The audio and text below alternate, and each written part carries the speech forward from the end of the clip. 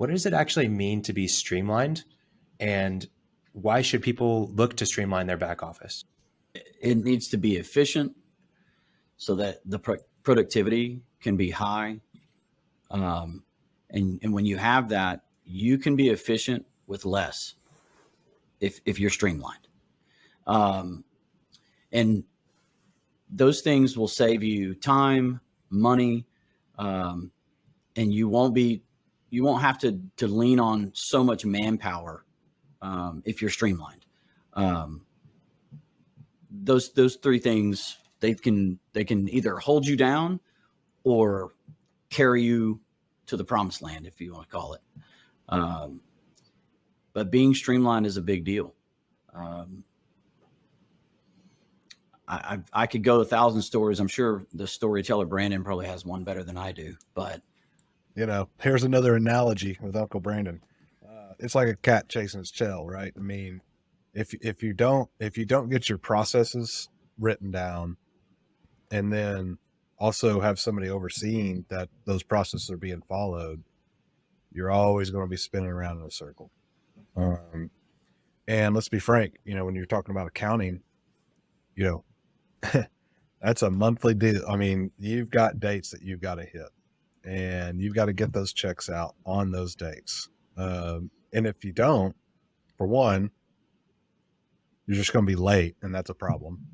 For two, your owners are expecting that check in the mail on a certain day, and if they don't get it, they're calling you immediately, which creates more work. Mm-hmm. And if you're talking in a DO setting, if you don't have your processes and you're not making your transfers on time, same thing. These owners are expecting that transfer to be made and them to be receiving a check to the new owners expecting a check. In lease records, you're talking about, Mike brought it up earlier, your shut-in provisions, your royalty provisions, your pews, all these things that can either lose you the lease or keep it. And if you lose the lease, you could lose the well. So, I mean, what does it look like to be streamlined? I think it looks like a very process-driven back office. And then somebody QCing that work and making sure people are following those processes. Correct. For example, from a lease record standpoint, you at the end of each month, you're running an obligation report for the following month to find out of the system, because that's what you've built, that's what you've put it in, and it'll spit out, okay, hey, we have 30 owners that need to be paid for X, Y, and Z, and they could all be different things. It could be a surface payment of some kind. It could be a shut-in payment, as Brandon said, minimum royalty payment. I mean, we can go on, and they all could be different.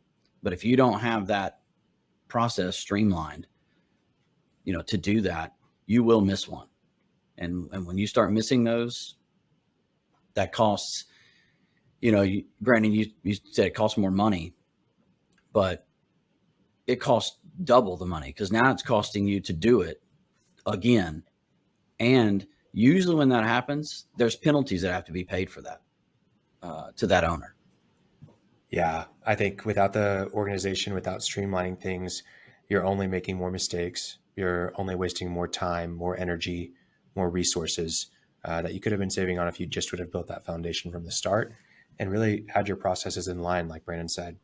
So obviously, a lot of companies out there are listening to this and thinking, sure, but every company I've worked at has had these challenges and it never changes. And the reason why is because nobody has the time, nobody has the energy, the resources, or the knowledge to actually make it happen. And I'm sure there's a lot of those companies out there, but that's what Associated Resources does, correct?